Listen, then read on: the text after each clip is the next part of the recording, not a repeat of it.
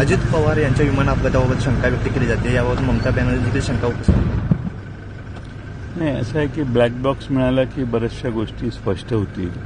विमानात प्रचंड आवाज येत होता आणि त्यानंतर ते विमान खाली कोसळलं. याच्याबद्दल ब्लॅक बॉक्समध्ये तपशील असेल आणि त्याच्यात बराचसा उजेड पडेल अशी अपेक्षा आहे. पायलटचं शेवटचं बोलणं काय आहे तेही ब्लॅक बॉक्समध्ये रेकॉर्ड होतं. त्यावरून आपल्याला कळेल की नक्की काय झालं. आता ते ब्लॅक बॉक्समध्ये आहे ते सगळं सत्य बाहेर आलं तर मग आपल्याला त्यावर निष्कर्ष करता येईल. पण असा मी यापूर्वी अपघात बघितलेला नव्हता. हे एकमेव असा अपघात आहे. एवढ्या लो लेवलला आलं, हे धावपट्टीला धडकलं आणि मग त्याचा स्फोट झाला तर समजू शकतो. पण हे वरून विमान गरगर फिरून खाली पडणं हे मला कळलं नाही कसं, आणि मी काय त्यात एक्सपर्ट नाही आहे, त्यामुळे एक्सपर्टचा व्ह्यू महत्त्वाचा आहे. पण ब्लॅक बॉक्समध्ये ज्यावेळी आपल्याला ब्लॅक बॉक्स मिळेल त्यावेळी आपल्याला नक्की कळेल की काय कशामुळं कधी झालं.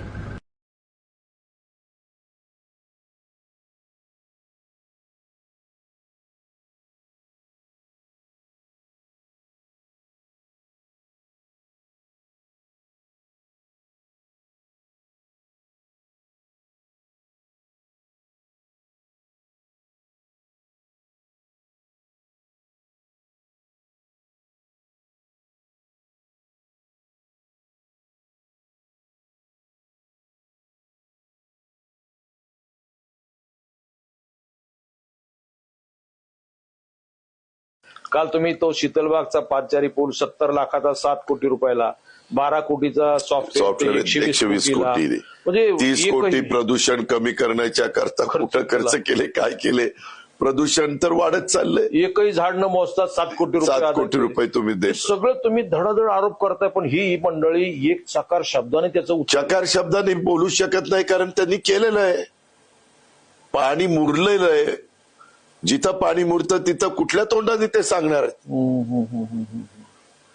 त्यांच्याकडे आज जे काही तुमच्या माझ्या महानगरपालिकेला कर्जबाजारी करण्याचं काम यांनी केलं, 4000 कोटी विविध विभागाची बिलं देणं थकवलं, हे कधीच नव्हतं.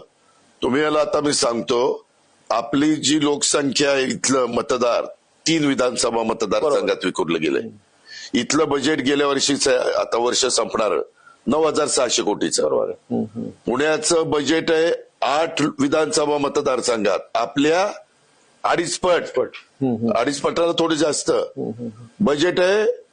12,600 कोटी. 12,000 आणि 9,600 फरक किती बघा. एवढे पैसे असताना तुम्ही लुटताय, दरोडे घालताय.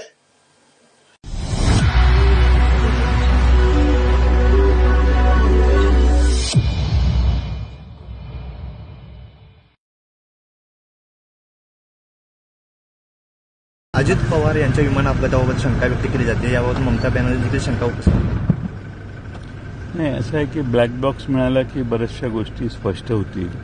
विमानात प्रचंड आवाज येत होता आणि त्यानंतर ते विमान खाली कोसळलं. याच्याबद्दल ब्लॅक बॉक्समध्ये तपशील असेल आणि त्याच्यात बराचसा उजेड पडेल अशी अपेक्षा आहे. पायलटचं शेवटचं बोलणं काय आहे तेही ब्लॅक बॉक्समध्ये रेकॉर्ड होतं. त्यावरून आपल्याला कळेल की नक्की काय झालं.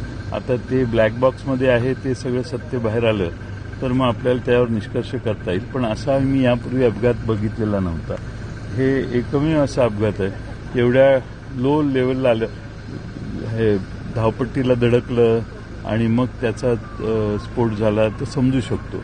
पण हे वरून विमान गरगर फिरून खाली पडणं हे मला कळलं नाही कसं, आणि मी काय त्यात एक्सपर्ट नाही आहे, त्यामुळे एक्सपर्टचा व्ह्यू महत्त्वाचा आहे.